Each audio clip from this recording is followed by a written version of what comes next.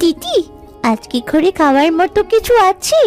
কাল রাতে তো কেবল একটুখানি মুড়ি খেয়ে শুয়ে পড়েছিলাম, পেটে খুব খিদে লেগেছে রে। তুই একটু ধৈর্য ধর রানী, আমি সবে মাত্র উনুনটা ধরিয়েছি। কাল রাতে বাবা কাজ থেকে ফেরার সময় অল্প কিছু চাল নিয়ে ফিরেছে, ওই দিয়ে সামান্য যাও ভাত রাখছি। আজ ওটা খেয়ে চালিয়ে নিতে হবে রে। আহ, তোদের এই বয়সে কত ভালো মন্দ খাওয়ার ইচ্ছা হওয়ার কথা, কিন্তু অভাগা বাবার কাছে তোদের জন্য কিছুই নেই। মাধববাবু গত 3 দিনের মজুরিটা এখনো দিলেন না। আজ আবার তার জমিতে কাজ করতে যাব, দেখি যদি কিছু টাকা চেয়ে নেওয়া যায়। অত অস্থির হোস না বাবা, বিধাতা যা করেন তা মঙ্গলের জন্যই করেন। দিন তো আর সবার সমান যায় না। আজ আমাদের এই দশা, কাল হয়তো বিধাতা আমাদের দিকে ফিরে তাকাবেন। পূজা আর রানীর মা বেঁচে থাকলে হয়তো আজ সংসারটা অন্য রকম হতো, কিন্তু কি আর করা, বিধাতা যা ভালো বুঝেছেন তাই করেছেন। ঠাকুমা ঠিকই বলেছে বাবা, তুমি চিন্তা করো না। আমি আর রানী মিলে সংসারের সব কাজ গুছিয়ে রেখেছি। আজ আমি রানীর সাথে বনে যাব কিছু জ্বালানি কাঠ সংগ্রহ করতে। খরচে কটা টাকা পয়সা আছে, তাই দিয়ে আজ রাতে অন্তত ডাল ভাতের ব্যবস্থা আমি করব। দিদি, আমি তোকে সাহায্য করব। আমি তো এখন বড় হয়েছি, আমি কলসি নিয়ে নদী থেকে জল ভরে আনতে পারবো। তোমার কাজে আমি সাহায্য করব দিদি। তুই তো আমার লক্ষ্মী বোন রে। হ্যাঁ রে বা, তোরাই তো আবার লক্ষ্মী রে বা। তোদের মুখের দিকে তাকিয়েই আমি এই কঠিন পরিশ্রম করার শক্তি পাই। পূজা, তুই রানীর খেয়াল রাখিস। নদী বা বনের দিকে যাওয়ার সময় সাবধানে থাকিস রে বা। তুমি একদম নিশ্চিন্তে কাজে যাও বাবা, আমি আর রানী একে অপরের ছায়া হয়ে থাকবো। তুমি তাড়াতাড়ি কাজ থেকে ফিরে এসো, আমি তোমার জন্য খাবার তৈরি করে রাখবো। ঠিক আছে রে বা। কানাই বাবা, সব সময় মনে রাখবি, সততা আর পরিশ্রম থাকলে একদিন না একদিন আমাদের এই অভাবের দিন ঠিকই শেষ হবে। পূজা, রানী, তোরা একে অপরের পাশে থাকিস। যত বড় কঠিন সময় আসুক না কেন, পরিবারের সবাই এক হয়ে থাকলে কোনো সমস্যাই বড় হয় না। হ্যাঁ বা, তোমার কথা সব সময় মনে রাখবো। আমি তাহলে গেলাম। সন্ধ্যা হওয়ার আগেই আমি ফেরার চেষ্টা করব গো মা।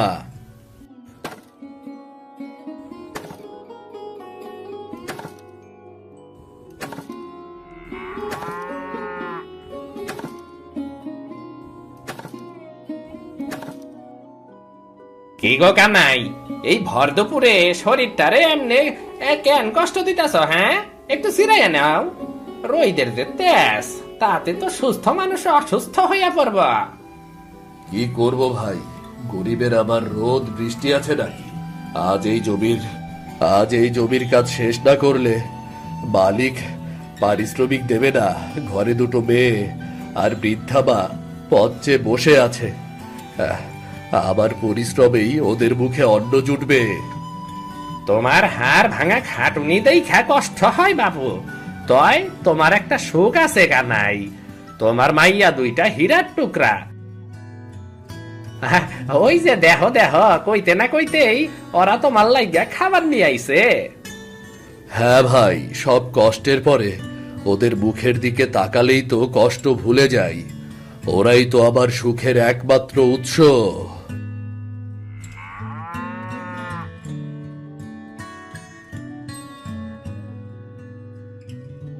দিদি, এই মাটিতে পা দিয়ে আমার পা পুড়ে যাচ্ছে রে। এই রোদে বাবার কি কষ্ট হচ্ছে না? হ্যাঁ রে বোন, দেখ বাবা ওই যে কোদাল হাতে দাঁড়িয়ে আছে। আমরা পৌঁছলে বাবা একটু জিরিয়ে নিতে পারবেন।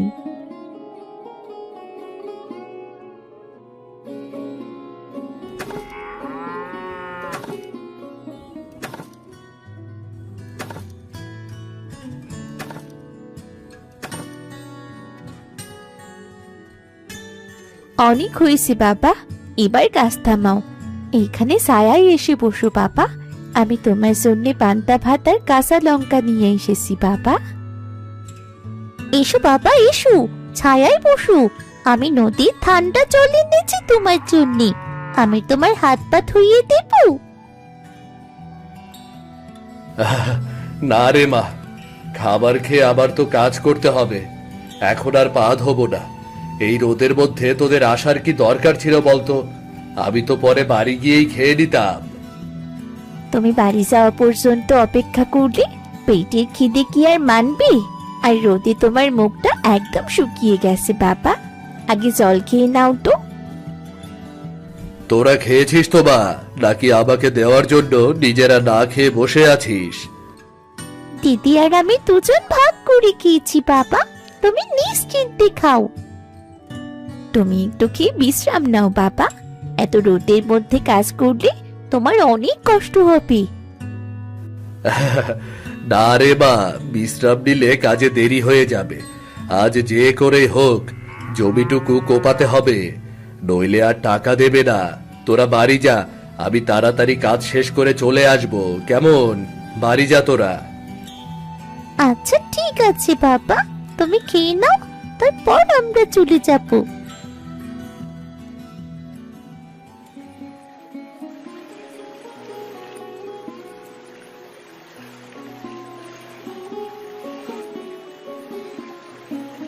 দিদি দিদি, একবার এদিকে আয় তো, দেখ ছোপের ভেতর কাদার মধ্যে ওটা কি যেন নড়ছি।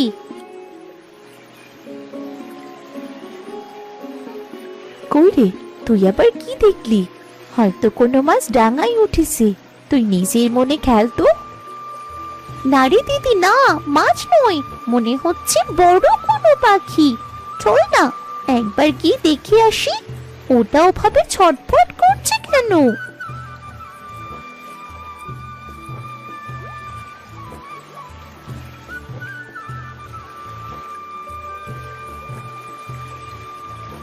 ওরে রানী, এইটা তো একটা বুনো হাঁস, এর তো করুণ অবস্থা, সারা শরীর কাদার নিচে পড়ে গেছে, নড়ার একটুও শক্তি নেই, আর কোনো কারণে ওকে অসুস্থ মনে হচ্ছে।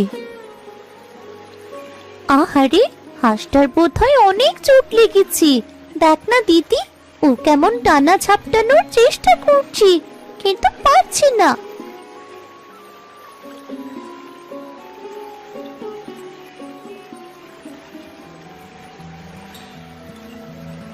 কি হয়েছে গো খুকুমনিরা? কাদার মধ্যে এমন ঝুইকা কি দেখতাছো তোমরা? কি ওইখানে? দেখুন না কাকা, এই সুন্দর হাঁসটা কেমন অসুস্থ হয়ে কাদার মধ্যে পড়ে আছে। ও বোধহয় অসুস্থ, নয়তো ও ব্যথা পেয়েছি। আরে, একটা বুনো হাঁস নিয়ে তোমাকে এত চিন্তা কিসের? ওইটা তো বনের পাখি, হয়তো কোনো শেয়াল বা বাজ পাখির তারা খাইয়া এইখানে আসার খাইছে। ওইটা ওইখানেই মইরা পয়সা যাইবো, ও নিয়ে মাথা ঘামাইয়া সময় নষ্ট কইরা কোনো লাভ নাইকা। কাকা, আপনি এমন করে কেন বলছেন? ও বনো পাখি হতে পারে, কিন্তু ওর তো প্রাণও আছে। আমরা যদি ওকে এখানে ফেলে যাই, তবে তো ও নিশ্চয়ই মারা যাবে। দয়া দেখাইয়া পেটে ভাত জুটবো না রে মা, তার চাইয়া বরং যদি পারস ওইটারে বাড়ি নিয়ে যাইয়া জবাই কইরা খা, তাছাড়া আর কি করবি? দিদি, কাকা কত নিষ্ঠুর দেখেছিস, আমরা কি অসহায় পাখিটাকে এখানে ফেলে যাব? একদম না রানী, বাবা সব সময় বলেন আর্তের সেবা করাই পরম ধর্ম। এই হাঁসটি আমাদের কাছে সাহায্য চাইছে। আমাদের নিজেদের অভাব থাকতে পারে, কিন্তু হৃদয়ে তো দয়া রয়েছে। তুই ওর মাথাটা সাবধানে ধর, আমি ওকে কাদা থেকে তুলে নিচ্ছি। হ্যাঁ দিদি চল, আমরা একে বাড়ি নিয়ে যাব, গরম জল দিয়ে কাদা ধুয়ে দিব, আর আমাদের চাউ ভাত থেকে ওকে খাবার খেতে দিব, দেখবি ও ঠিক সেরে উঠবি।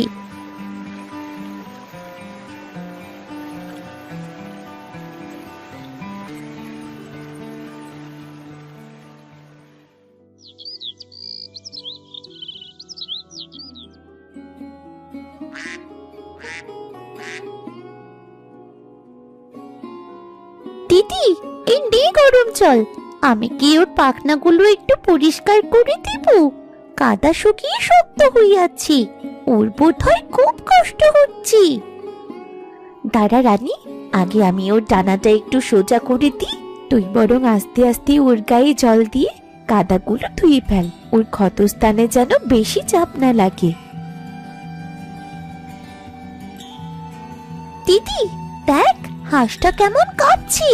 ও কি বাঁচবে? ওর চোখের দৃষ্টি কত করুণ, মনে হচ্ছে ও আমাদের কাছে প্রাণ ভিক্ষে চাইছি।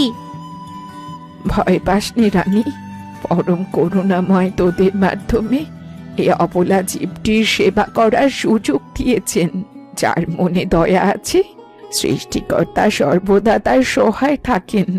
তোদের এই অকৃত্রিম সেবা বিফলে যাবে না দেখিস। ঠাকুমা, ওর ডানাটা বেশ জখম হয়েছে। আমি বন থেকে কিছু ঔষধি পাতা নিয়ে এসেছি, সেগুলি বেটে ওর ক্ষতে লাগিয়ে দিব। কিন্তু তার আগে একে কিছু খাওয়ানো দরকার, না হলে তো শক্তি পাবে না। কিন্তু দিদি, ঘরে তো মাত্র এক বাটি চাও ভাতি আছে, ওইটুকু তো আমাদের রাতের খাবার, আর চালও তো নেই। চিন্তা করিস না রানী, আমরা না হয় আজ রাতে শুধু জল খেয়ে কাটিয়ে দেব।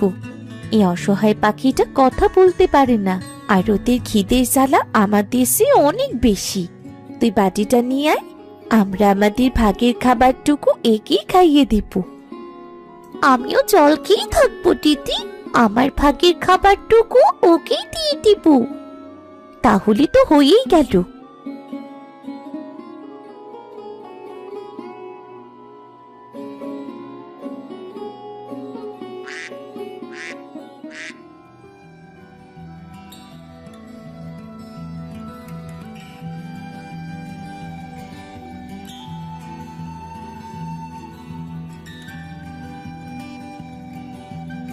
দেখলি রানী, ও তৃপ্তি করে খাচ্ছে। ওর চোখে এখন আর সেই ভয় নেই। ও বুঝতে পেরেছে যে আমরা ওর শত্রু নই, আমরা ওর বন্ধু। আজ তোরা যা করলি তা অনেক বড় ত্যাগ। নিজের ক্ষুধার অন্ন অন্যকে দান করা সাধারণ মানুষের কাজ নয়। মহাপুরুষেরা বলে গেছেন, জীবে দয়া করে যেইজন, সেইজন সেবিছে ঈশ্বর। তোদের এই সেবার গুণে এই ঘর একদিন শান্তিতে ভরে উঠবে দেখিস। ঠাকুমা, আমাদের পেট ভরুক আর না ভরুক, এই হাঁসটা সুস্থ হয়ে যখন আকাশে উড়ে বেড়াবে, এটাই আমার কাছে সবচেয়ে বড় আনন্দ। হ্যাঁ রে রানী, ওর সুস্থতাই আমাদের পুরস্কার। যদি ও সুস্থ হয়ে আবার উড়ে যেতে পারে, তাহলে ভাববো আমাদের কষ্ট সার্থক হয়েছে।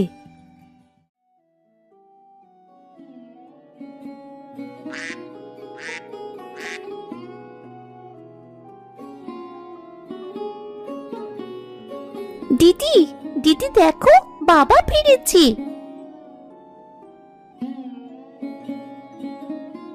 বাবা, তোমার কাছে এত বড় ছোলা কিসের? আর তুমি তুমি আজ এত তাড়াতাড়ি ফিরে এলেছি? সত্যি তো বাবা, এই ছোলার ভেতর থেকে চাল, ডাল আর তেলের গন্ধ আসছে। আজ কি তবে মাধব বাবু কয়েকদিনের পাওনা টাকা মিটিয়ে দিয়েছে? শুধু মাধব বাবু নন রে মা, আজ বড় বিচিত্র এক কাণ্ড ঘটেছে। আমি যখন মাঠের দিকে যাচ্ছিলাম, তখন গ্রামের সবচেয়ে বড় জোদ্দার রায় মশাই নিজে এসে আমাকে ডাকলেন। তিনি বললেন তার নতুন খামারে কাজ করার জন্য একজন সৎ আর পরিশ্রমী লোক দরকার। তিনি আমাকে আজই কাজে নিয়োগ দিলেন, আর আগাম মজুরি হিসেবে নগদ টাকাও দিয়েছেন। তাই নিয়ে এত সব বাজার করে নিয়ে এলাম। রায়মশাই নিজেই তো তোমাকে ডাকলেন। তিনি তো সাধারণ মানুষের সাথে কথাই বলেন না, আর এটাই তো অলৌকিক ব্যাপার বাবা। শুধু তাই নয় রে মা, আজ কাজ করতে গিয়ে দেখলাম আমার শরীরে যেন দ্বিগুণ শক্তি কাজ করছে। অন্যদিন রোদে ক্লান্ত হয়ে পড়তাম, কিন্তু আজ মনে হচ্ছিল কোনো অদৃশ্য শক্তিতে আমার কাজ দ্বিগুণ হচ্ছিল। রায়মশাই আমার কাজ দেখে খুশি হয়ে বললেন, কাল থেকে আমাকে আর অন্য কারো জমিতে কাজ খুঁজতে হবে না, আমি ওখানেই স্থায়ীভাবে কাজ পাবো। বাবা সত্যি বলছো? এ তো অনেক খুশির খবর। তাহলে তো এখন আমাদের আর না খেয়ে থাকতে হবে না, তাই না বাবা? হ্যাঁ বাবা, তুমি অন্যের জমিতে যখন কাজ করো তখন তো টাকা নিয়ে অনেক ঝামেলা হয়, আর তোমার মজুরিও অনেক কম দেয়। কিন্তু তুমি রায়মশাইয়ের জমিতে কাজ করলে সে টাকা নিয়ে কোনো ঝামেলা করবে না। কিরে কানাই, তুই এসেছিস? পূজা রানী এত খুশি কেন? কি হয়েছে? ঠাকুমা এই দেখো, বাবা কত বাজার এনেছি। তাই নাকি রে? সে তো খুব খুশির খবর রে।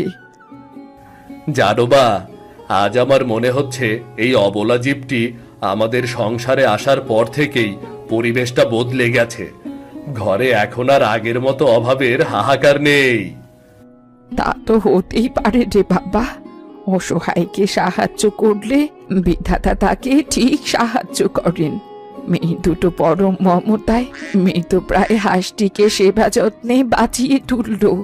সৃষ্টিকর্তা নিশ্চয় মেয়ে দুটোর ওপর খুশি হয়েছে রে। হ্যাঁ মা, আমারও তাই মনে হয়। বাবা আজ ঘরে বেশি খাবার আছে, আমরা পেট ভরে খাবো। এই হাঁসটাকেও পেট ভরে খাওয়াবো বাবা। ঠিক আছে রে মা, তাই খাওয়াস, তাই খাওয়াস।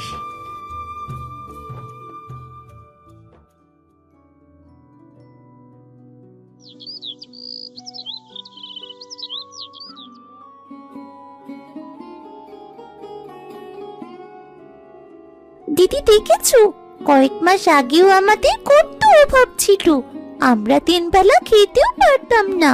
কিন্তু এখন আমাদের সংসারটা কেমন জাদুর মতো বদলে গেল। আগে ডাল ভাত জোগাড় করতেও কষ্ট হতো বাবার, আর এখন আমাদের ঘরে মাছ, মুরগি আর কত খাবার।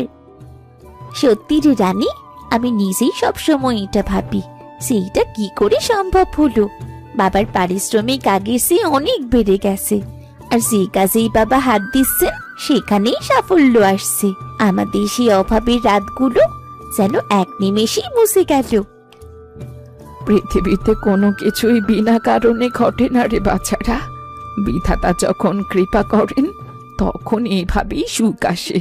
তবে এই উন্নতির পেছনে এক রহস্য আছে বলে মনে হয় আমার। তোরা হাঁসটার কথা ভেবেছিস? ওটা আসার পর থেকেই তো সব শুরু হলো। আমার তো তাই মনে হচ্ছে রে। হ্যাঁ ঠাকুমা, তুমি ঠিকই বলেছ। আমাদের এই অভাবের সংসারে এমন হঠাৎ পরিবর্তনের কারণ আমার ওই হাঁসটার কথাই মনে হয়। ও বাড়িতে আসার পর থেকে কেমন যেন সব কিছু বদলে গেল।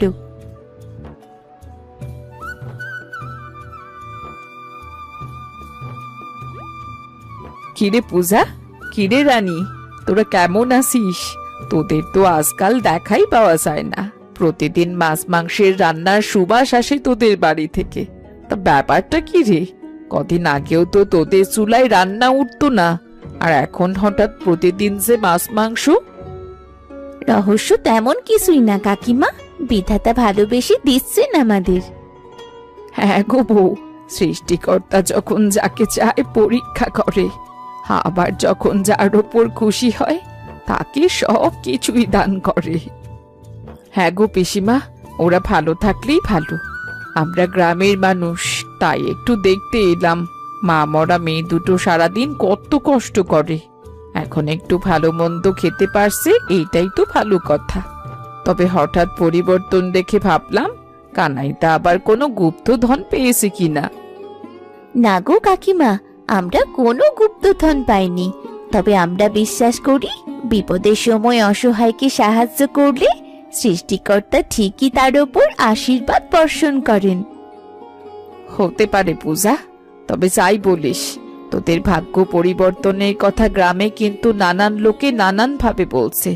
সাবধানে থাকিস, তোদের নিয়ে মানুষের যেন আবার হিংসে না হয়। আমি তাহলে যাই রে, তোরা কাজ করছিস কর, পরে আবার আসবো।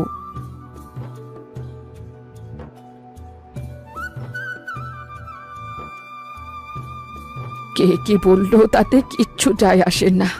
পূজা রানী, তোরা হাঁসটার যত্ন নিতে ভুলিস না যেন। তুমি চিন্তা করো না ঠাকুমা, আমি প্রতিদিন ওকে নিজ হাতে খাওয়াই।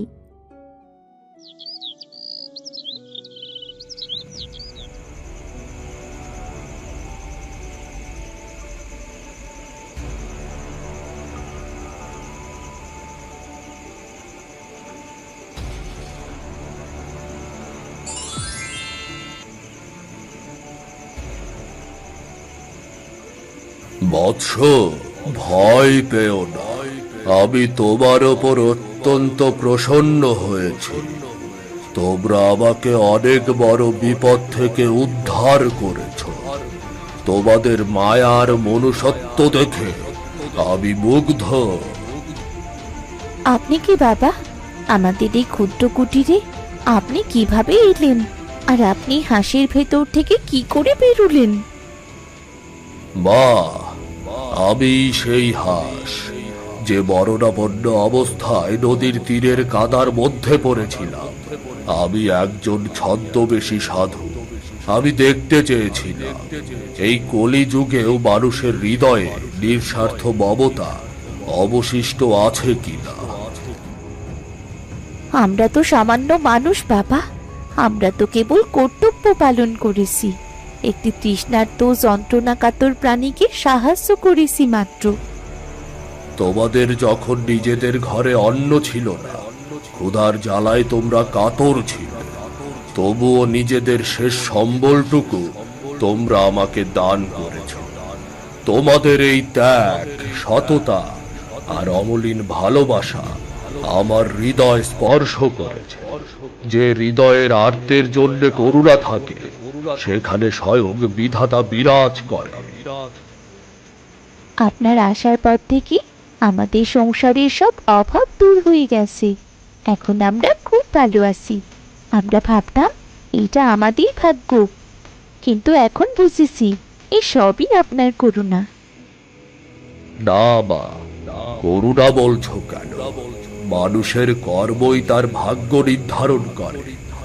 আমাদের পবিত্র কর্মের প্রতিদান স্বরূপ আমি তোমাদের জীবন সুখে ভরিয়ে দিয়েছি। তবে মনে রেখো, এই সম্পদ যেন তোমাদের মনে অহংকারের জন্ম না দেয়। দরিদ্রের সেবা আর সত্যের পথেই তোমাদের প্রকৃত শান্তি নিহিত। এবার আবার যাওয়ার সময় হয়েছে, তবে আমার আশীর্বাদ চিরকাল তোমাদের ছায়ার মতো রক্ষা করবে।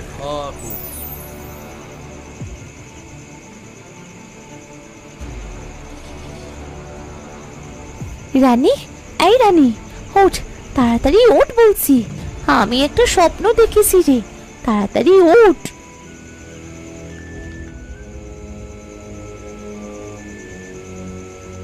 কি হয়েছে দিদি?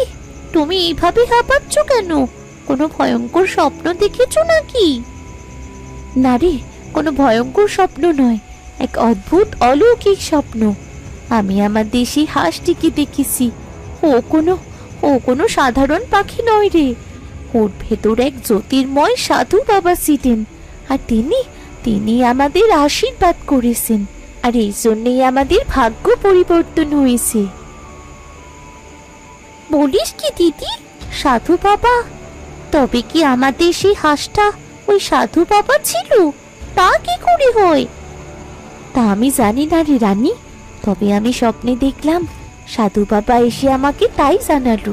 তিনি বললেন আমাদের সততার পুরস্কার দিয়েছেন তিনি। দিদি, ভোর হতে আর বেশি সময় নেই, আমরা তাহলে একটু পরে গিয়ে হাঁসটাকে দেখে আসবো, ঠিক আছে? হ্যাঁ রে রানী, একটু পর উঠে গিয়ে হাঁসটাকে দেখবো। এটা সত্যি কোনো সাধারণ হাঁস নয় রে।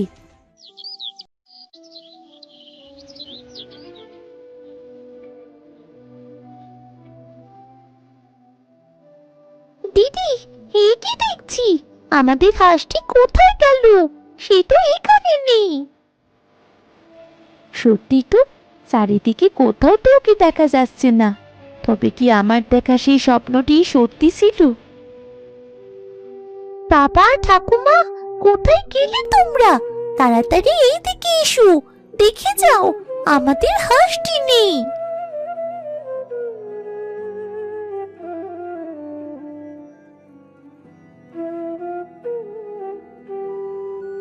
কি হয়েছে মা? তোরা এভাবে চেঁচামেচি করছিস কেন?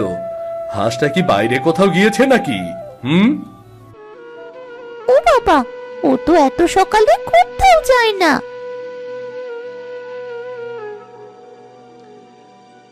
রানী, রানী, ওই দেখ একটা কলসি।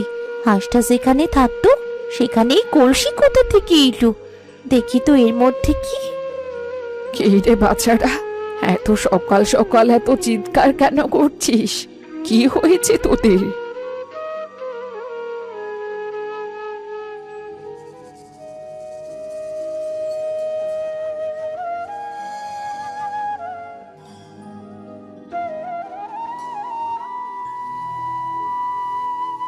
হে দয়াময়, হে কি অলৌকিক দৃশ্য! এই জরাজীর্ণ কুটিরে এত স্বর্ণ কোথা থেকে এলো? ওরে কানাই, আমি এ কি দেখছি? এ কি এ কি কোনো মায়া নাকি বাস্তব? আমি তো নিজের চোখকেও বিশ্বাস করতে পারছি না। পূজা, ওই কাগজের টুকরোটিতে কি লেখা আছে মা? পড়ে শোনা তো আমাদের, শোনা পড়ে।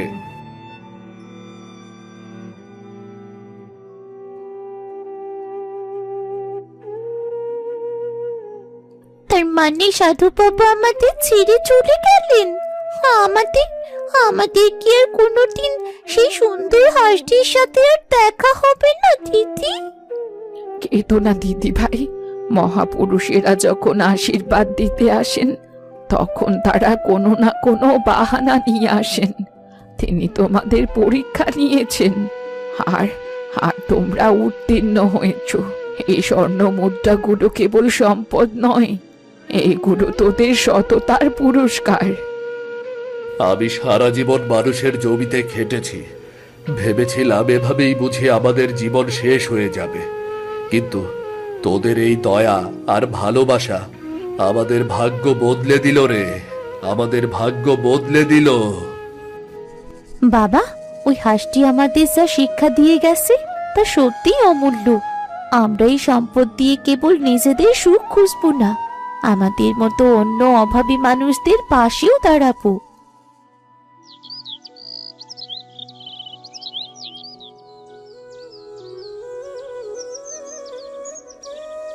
কিরে মা, তোরা এভাবে মন খারাপ করে বসে আছিস কেন? রানী, কাঁদছিস কেন মা? জানো বাবা, হাঁসটা যখন তার ছোট্ট ঠোঁট দিয়ে আমার হাতে খাবার খেত, আমার মনে হতো আমার আপন কেউ আমার পাশে আছে। এখন এই উঠোনটা কত খালি লাগছে।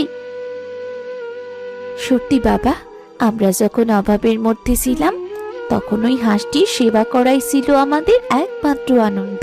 আর সে আমাদের না বলে এভাবে চলে যাবে তা আমি ভাবতেই পারিনি। আমার মনে হচ্ছে আমাদের পরিবারের একজন সদস্যকে হারিয়েছি। শান্ত হবা, তোদের এই চোখের জল দেখলে সেই সাধু বাবা ব্যথিত হবেন। তিনি তোদের ওপর খুশি হয়েই এই দান রেখে গেছেন রে। তোরা কেন বুঝতে পারছিস না যে ওই হাঁসটি কোনো সাধারণ প্রাণী ছিল না রে? তোদের বাবা ঠিকই বলেছে রে দিদি ভাই। মহাপুরুষেরা যখন কোনো রূপ ধারণ করে পৃথিবীতে আসে তখন তাদের একটি নির্দিষ্ট উদ্দেশ্য থাকে। তোমাদের মমতা আর সততা পরীক্ষা করা হয়ে গেছে, তাই তিনি তার আসল রূপে ফিরে গেছেন। ওটি ছিল বিধাতার প্রেরিত এক দূত। পূজা, রানী, একবার তোরা ভেবে দেখতো, ওই হাঁসটি যদি চিরকাল এখানে থাকতো তবে কি সে তার আসল সম্মান পেত? সে তো মুক্ত আকাশের পাখি, দিব্য এক সত্তা, তাকে তো একদিন যেতেই হতো। সে যাওয়ার আগে আমাদের এক সুন্দর জীবন উপহার দিয়ে গেছে। তোরা যদি আজ এভাবে ভেঙে পড়িস তবে তার আশীর্বাদের অপমান করা হবে রে। কিন্তু বাবা, সে কি আর কোনোদিন আমাদের দেখতে আসবে না?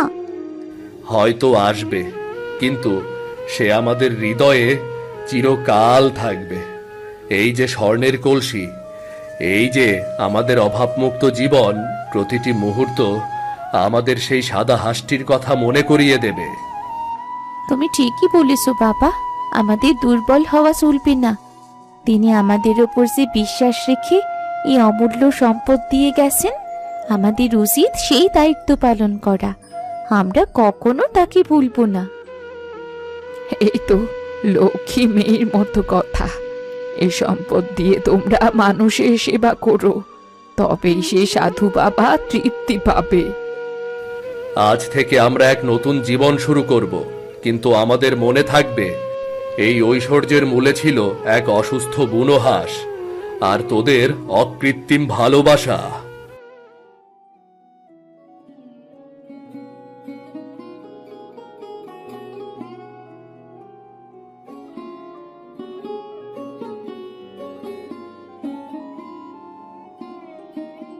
কানাইদা, গ্রাম জুড়ে তো এখন শুধু তোমার জয় জয়কার। সেই জরাজীর্ণ কুড়ে ঘরের জায়গায় আজ এমন রাজপ্রাসাদ গড়ে তুললে ভাবতেই অবাক লাগে গো। কিভাবে মাত্র 1 বছরে তোমার জীবনের পটভূমি বদলে গেল এভাবে। সব ঈশ্বরের কৃপা আর আমার মেয়েদের ভাগ্যের ফল। আমি নিজের জমি কিনে চাষাবাদ শুরু করেছি এবং শস্যের একটি ছোট ব্যবসা খুলেছি। সততার পরিশ্রমের মেলবন্ধন ঘটলে সাফল্য তো আসবেই। সত্যিই কানাইদা, তোমার পরিশ্রম আজ সার্থক।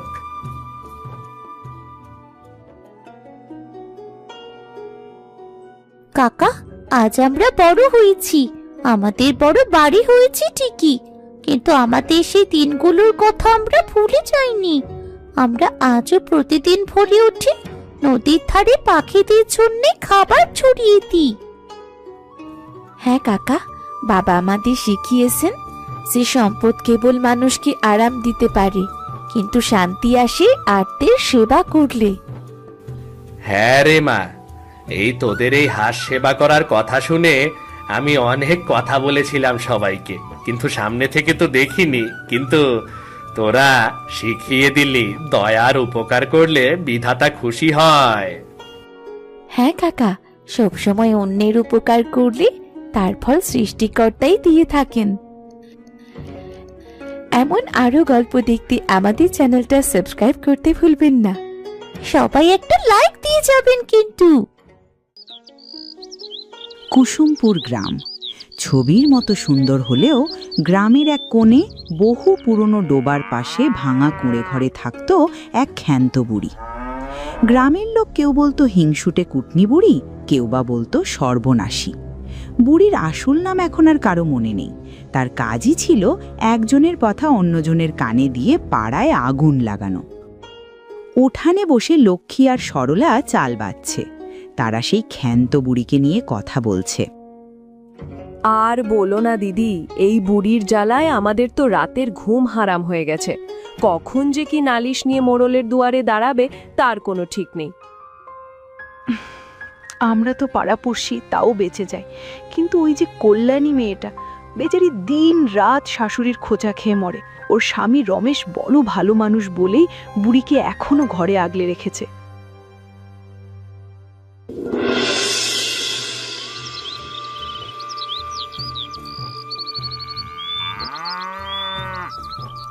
সেদিন দুপুরে বুড়ি নিজের জন্য পায়েস রান্না করছিল। পায়েসের গন্ধে পুরো পাড়া ম ম করছে। বুড়ি খুন্তি নাড়তে নাড়তে নিজের মনেই বিড়বিড় করছে। পাড়ার সবাই যেন এক একটা ধোয়া তুলসী পাতা। যত দোষ এই বুড়ির। আমাকে বলে হিংসুটে কুটনি বুড়ি। আরে আমি কি তারও পাতে ভাগ বসাতে যাই?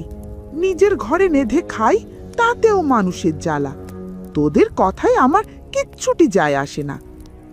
আহা, আজ যা ঘান বেরিয়েছে না, একেবারে কবজি ডুবিয়ে খাবো। গতবার ওই হতচ্ছাড়া পটলটা এসে সব পণ্ড করে দিয়েছিল।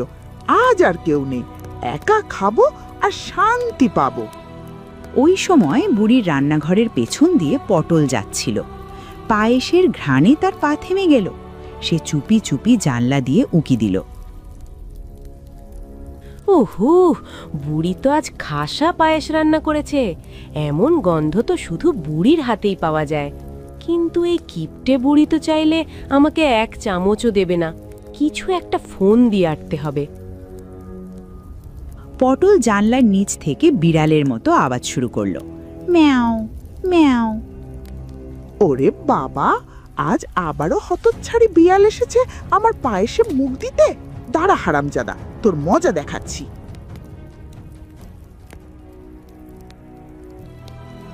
বুড়ি লাঠি হাতে নিয়ে ঘর থেকে বেরিয়ে দৌড় দিয়ে বিড়াল খুঁজতে, আর সেই সুযোগে পটল রান্নাঘরে ঢুকে পড়ল। সে গপ গপ করে পায়েস খেতে শুরু করলো। কই গেলি রে হতচ্ছাড়া? সাহস থাকলে তো সামনে আয়। বুড়ির পায়েস খেতে এসেছিস? আজ তোর হাড় গোড় আস্ত রাখবো না। বুড়ি জানলা দিয়ে ভেতরের দিকে তাকাতেই দেখলো পটল আরাম করে পায়েস খাচ্ছে। এ কি হচ্ছে রে?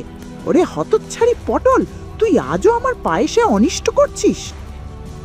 কি চমৎকার বানিয়েছো গো বুড়িমা, একবার না খেয়ে কি থাকা যায়? খবরদার খবরদার, ওতে আর হাত দিবি না, ওটা আমার দুপুরের খাবার। হাত দেব কি গো বুড়িমা, পায়েস তো প্রায় শেষ, চললাম আমি। পটল দৌড়ে পালালো। বুড়ি লাঠি হাতে তার পেছনে ছুটল। এই দৃশ্য দেখে উঠানে দাঁড়িয়ে থাকা কল্যাণী আর রমেশ তো পুরাই অবাক।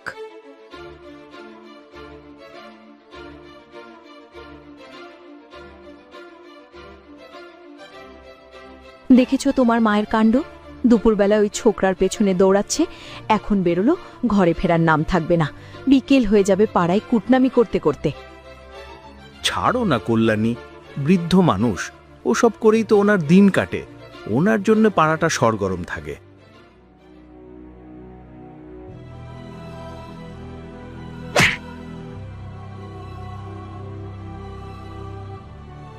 আরে বুড়িমা, এভাবে দৌড়ালে তো হাড়গোড় ভেঙে যাবে। হয়েছে কি? কি আর হবে, ওই পটলটা আমার পায়েস খেয়ে নিল। আর শোন হারান, তুই যে গরুটা আমার রমেশের কাছে আধিতে দিয়েছিলি, সেটা নাকি দুদিন আগে মরে গেছে। গোয়াল এখন খালি। কি বলছেন বুড়িমা? আমার সাধের গরুটা মরে গেল আর রমেশ আমাকে কিছুই জানালো না? বেটা রমেশ বটখচ্চর হয়েছে। আজ তোর একদিন কি আমার একদিন। হাঁপাতে হাঁপাতে মোড়ল বাড়ি চলে আসলো বিচার দিতে। বুড়ি লাঠিতে ভর দিয়ে মোড়লের বাড়ি ঢুকল। মোড়ল আর তার স্ত্রী চন্দ্রা ঘরের ভেতর থেকে তা দেখে ফেলল। ওই দেখো, আবার কোন বিচার নিয়ে এলো কুটনি পিসি, তাড়াতাড়ি পালাও। চন্দ্রা, আজ আমি ওর কোনো প্যাচাল শুনবো না। আমি এই ছাতার নিচে লুকোচ্ছি, তুই ওকে সামাল দে। সোজাসুজি বলে দিবি মোড়ল বাড়িতে নেই।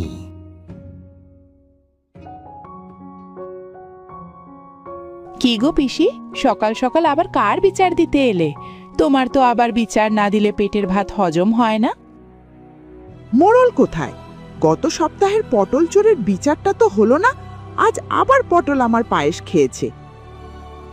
উনি তো বাড়িতে নেই পিসি, এক সপ্তাহের জন্য শহরে গেছেন। কবে ফিরবেন তাও আমি জানি না। তোমরা যেভাবে জ্বালানো শুরু করেছো, তাতে সে ফিরবে কি করে বলো তো? তাই নাকি? মোড়ল কি মাঝে মাঝেই তোমাকে একা রেখে শহরে যায়? এভাবে একা একা যেতে দিও না বাপু। একদিন দেখবে তোমার কপাল পুড়বে। মোড়ল হয়তো অন্য কোথাও ডেরা বাঁধবে। পিসি, এসব কি আজে বাজে কথা বলছো? যাও এখান থেকে। শেষমেশ কিনে এই কুটনি পিসি আমার সংসারটা ভাঙতে এসেছে।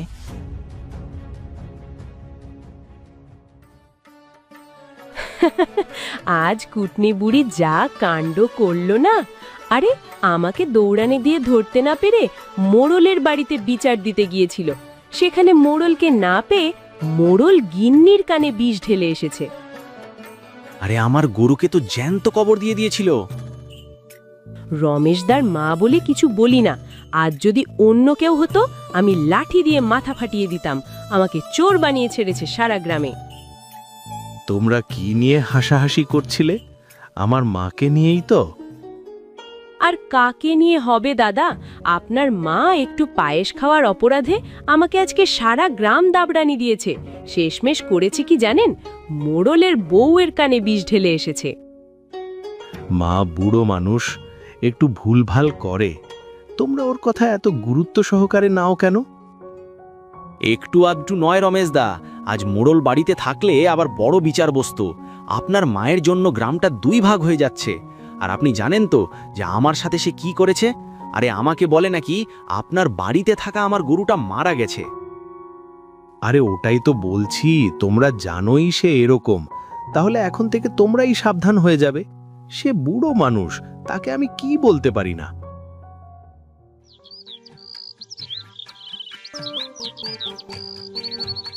মিনুর মেয়ের বিয়ের কথা পাকাপাকি হচ্ছে, সবাই খুব খুশি। ঠিক তখনই ক্ষান্ত বুড়ি এসে সেখানে হাজির হলো। বাহ, আমাকে না জানিয়ে বিয়ে দিয়ে দিচ্ছে। আজ দেখাচ্ছি মজা।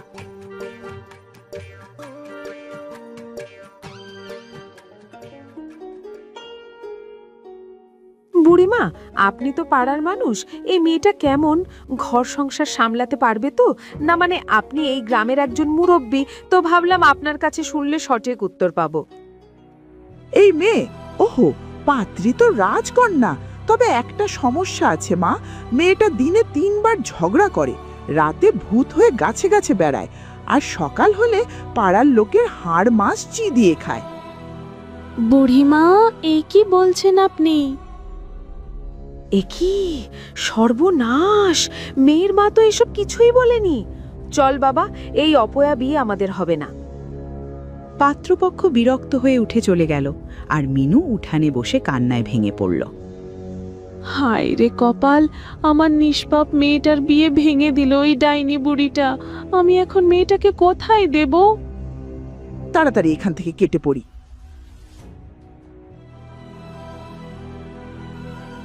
তারপরে বুড়ি লাঠি ঠকঠক করতে চলে যায় রত্নাদের বাড়ির দুয়ারে।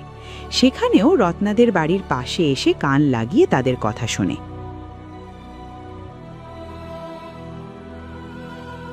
ওগো, তোরা জানিস রত্নার ছেলে ধনু নাকি চোরা বাসা নিয়ে বিদেশ যাচ্ছিল, ওর ভিসা বাতিল হয়ে গেছে। গরিব মানুষের আবার বিদেশ যাওয়া পুলিশের হাতে নাকি ধরা পড়েছে।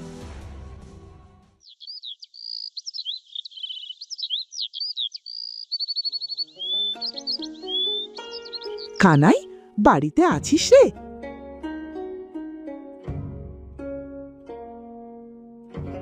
এই যে বুড়িমা, বলো এই সন্ধ্যাবেলা কি দরকার?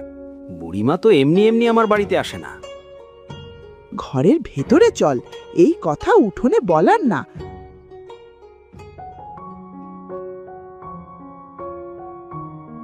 আরে শোন শোন, ওই যে আমাদের পুরনো যে জঙ্গলের পাশে গিয়েছিলে, সেখানে বড় গুপ্তধন আছে। এই গোপন কথা কে না জানে? আরে আমি বুড়ো মানুষ, গুপ্তধন তো তুলতে পারবো না, তাই তোকে বলতে এসেছি। ওগো, বুড়িমার কথা যদি সত্যি হয়, তাহলে এবার আমরা ধনী হয়ে যাব। একটা গুপ্তধন তুলতে কি আর এমন কষ্ট হবে? চলো না গো যাই।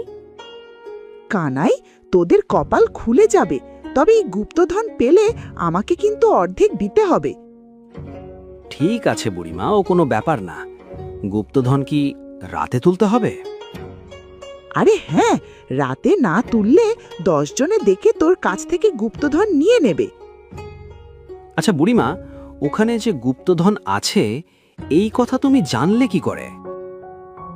আমার শ্বশুরের মুখে শুনেছিলাম, বলেছিল সঠিক লোক না পেলে বলবি না। আজ তোদের দেখে মনে হলো তোরা পারবি। কানাই, এইবার আমাদের দুঃখ ঘুচবে, আর মানুষের কাছে হাত পাততে হবে না। যত কষ্টই হোক, আমি আর তুমি মিলে এই গুপ্তধন আমরা তুলব। বুড়িমা, সত্যি তো? মিথ্যে বলছো না তো? এই বয়সে দাঁড়িয়ে মিথ্যে বলবো কেন রে?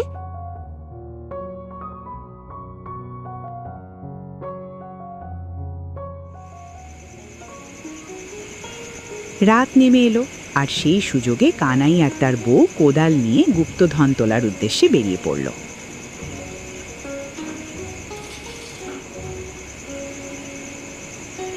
এই তো জায়গাটা, খোঁড়া শুরু করি।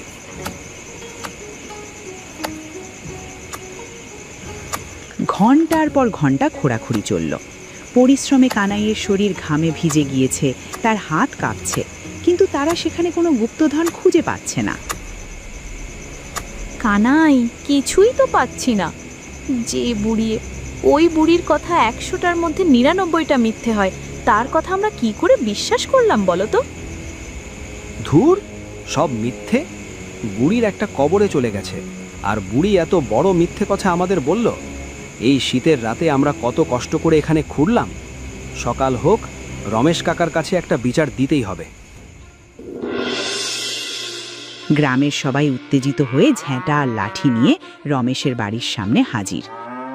রমেশ, তোমার বুড়িমাকে বের করো, আজ এর একটা ফয়সালা হবেই। আরে আমাদের যেভাবে চালানো শুরু করেছে, তাতেই গ্রামে আমাদের থাকা দায়ী। আমার ছেলের নামে অপবাদ কেন দিল তোমার মা? আমার ছেলে এখন মুখ দেখাতে পারছে না। তোমার মায়ের একটা বিচার এবার করতেই হবে। আমার মেয়ের বিয়ে ভেঙে দিয়েছে। আমার ছোট্ট মেয়েটা তার কাছে কি অন্যায় করেছে রমেশ, আজ ক্ষমা নেই। আর আমাকে তো কাল রাতে স্বপ্নে গুপ্তধন দেখালো। সারা রাত শীতে মাটি খুঁড়ে শেষে পেলাম শুধু ভিজা মাটি আর সর্দি। তোমার মা আমাদের জীবনটা অতিষ্ঠ করে দিয়েছে। আমি কতবার বলেছি, আমার কথা শুনলে আজকে এই দিন তোমার দেখতে হতো না। বুড়ো মানুষ বলে কি হয়েছে, তার কি 7 খুন মাফ? থামো তোমরা, আর কত শুনবো? অফিস থেকে বাড়ি পর্যন্ত শুধু অভিযোগ। কল্যাণী, তুমিও থামো। মা, তুমি এবার একটু বদলাও। এই বয়সে এসে যদি মানুষের গালি খেতে হয়, তবে আমি কোথায় মুখ লুকাবো? আমিও তো মানুষ। তোমার বয়স হয়েছে, এখন এসব করার সময় নয়। আপনারা এখন যান, আমি মায়ের সাথে কথা বলছি। আমার বাড়িতে আর কোনো অশান্তি চাই না।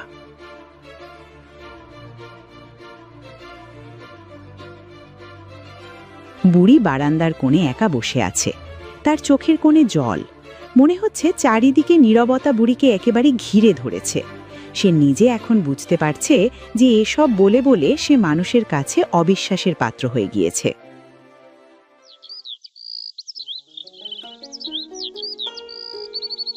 সেই রাতের পর বুড়ি পুরোপুরি বদলে গেল, তবে গ্রামটা কেমন যেন ফাঁকা ফাঁকা লাগতে শুরু করলো।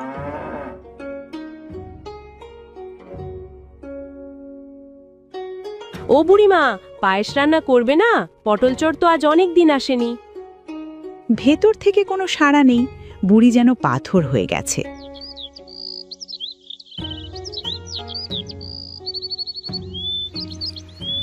বিকেলে বাচ্চারা খেলা করছে, আর দীপ্ত পুকুর পাড়ে দৌড়াদৌড়ি খেলছে। হঠাৎ ভারী কিছু পুকুরে পড়ার শব্দ। ও বাপরে, দীপ্ত, কল্যাণী, বাচ্চাটা জলে পড়ে গেল। ওরে কেউ আয়। বুঝেছি, আমার কথায় তোরা কেউ আসবি না।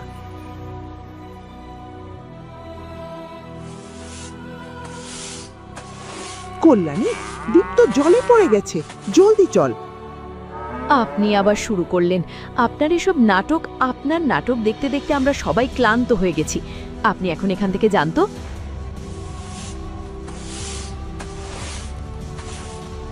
ওরে পটল, বাবা আমার, দীপ্তে ডুবে যাচ্ছে, তুই বাঁচা ওকে। সবাই আমার কথা অবিশ্বাস করছে। পটল, তুই আমার কথা অবিশ্বাস করিস না পটল। কোথায় বুড়িমা, কোথায়? দেরি করো না, চলো আমি তোমার সাথে যাচ্ছি।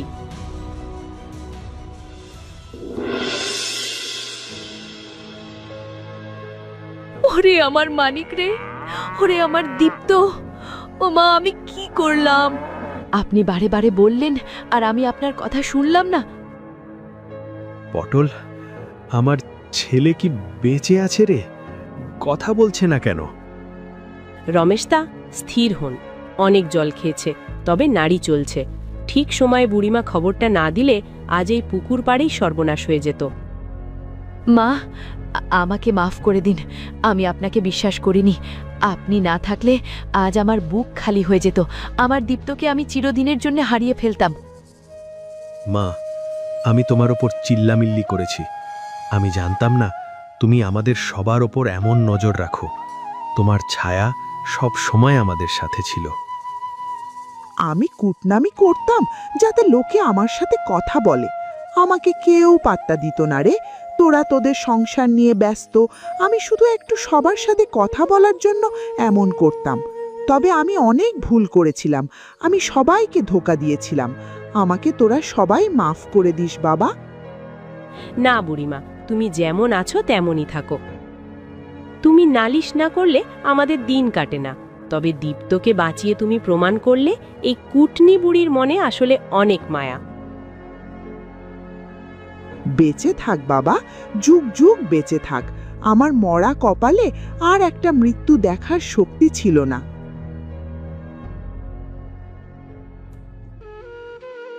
রমেশের বাড়ির উঠানে গ্রামের অনেক মানুষ জড়ো হয়েছে। তারা সবাই মাথা নিচু করে বসে আছে। রমেশ দাদা, আমি কাল অনেক কটু কথা বলেছি, কিন্তু আজ ভাবছি বুড়িমা সেদিন বিয়েটা ভেঙে না দিলে হয়তো আমার মেয়েটা ওই মাতাল পাত্রের হাতে পড়ে সারা জীবন নরক বাস করত। আজই খবর পেলাম ওই পাত্র নাকি আগেও 3টে বিয়ে করেছে। বুড়িমা আসলে আমার মেয়ের জীবন বাঁচিয়েছিলেন। আমার ছেলের ভিসার কথাও ঠিক বলেছিল।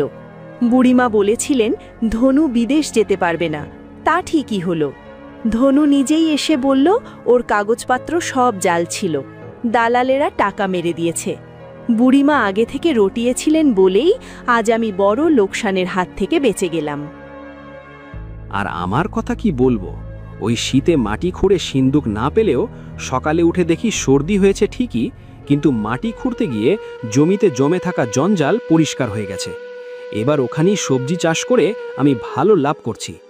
বুড়িমা যেটাই বলেন তার পেছনে কোনো না কোনো রহস্য থাকে। রমেশ, মা বোধহয় এখনো আমাদের উপর রাগ করে আছেন। এসো ভেতরে যাই। তারা ঘরে ঢোকে, দেখে বুড়ি মেঝেতে মাদুর পেতে শুয়ে আছে। তার চোখের জল শুকিয়ে গালটা নোনা হয়ে আছে।